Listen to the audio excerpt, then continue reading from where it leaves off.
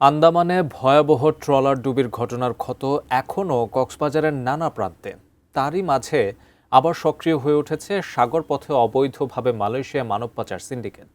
টেকনাফ উপকূলে কোস্টগার্ডের অভিযানে মালয়েশিয়া পাচারকালে 50 জনকে উদ্ধার করা হয়েছে। আটক করা হয়েছে 9 মানব পাচারকারীকে।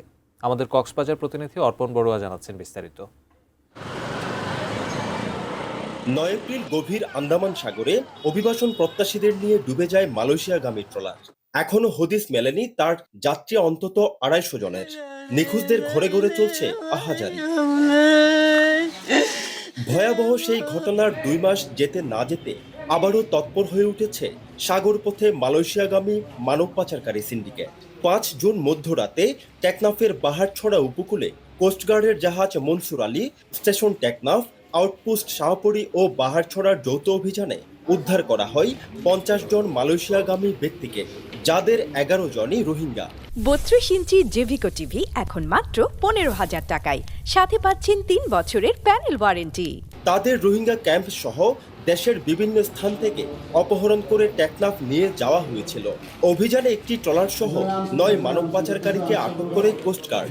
মেহনত হইলে বেশি মানুষ যার গই কিছু মানুষ খুশি যার গই টিয়া মশার হামাই উদ্দেশ্যে আর কিছু ক্যাম্পর কিছু অশান্তি কারণে যার গই দালালেই আলো মৌকা ফোন দরিয়া আর কি বুঝে মানে দিন দরিয়া মাঝে যাইয়ারে যাতে মরে যার গই তারা লোভ দেখাইয়ে নিজের পিসার আর কি দেখাইয়ে গ্যারান্টি দেখাইয়ে দে। বিদেশে উচ্চ বেতনের চাকরি ও উন্নত জীবনের প্রলোভন দেখিয়ে বাংলাদেশি ও রোহিঙ্গা নাগরিকদের টেকনাফে নিয়ে আসে।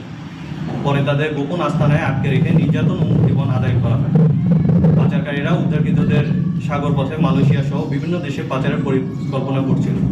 রোহিঙ্গাদের এই শীর্ষ নেতা জানালেন, 2017 সাল থেকে এ পর্যন্ত 26,000 রোহিঙ্গা পাড়ি দিয়েছে মালয়েশিয়ায়। অনিশ্চিত এই যাত্রায় মৃত্যু হয়েছে অন্তত 900 রোহিঙ্গার। 2017 দতি আজ্ঞা পর্যন্ত আর রিসার্চ মতা রোহিঙ্গা এলে বাড়ি গিয়ে 26,000 পর্যন্ত গিয়ে গই তো মসজিদে 900 পর্যন্ত মসজিদের রিপোর্ট আছে। সামাজিক সচেতনতার অভাবে মানব পাচার থামানো যাচ্ছে না বলে মনে করেন এই জনপ্রতিনিধি। দালাল কারা সেটা কিন্তু আমরা এখনো শনাক্ত করতে পারি নাই। দালালগুলা হচ্ছে যারা যাচ্ছ রোহিঙ্গা, আবার যারা নিচ্ছে তারাও কিন্তু রোহিঙ্গা।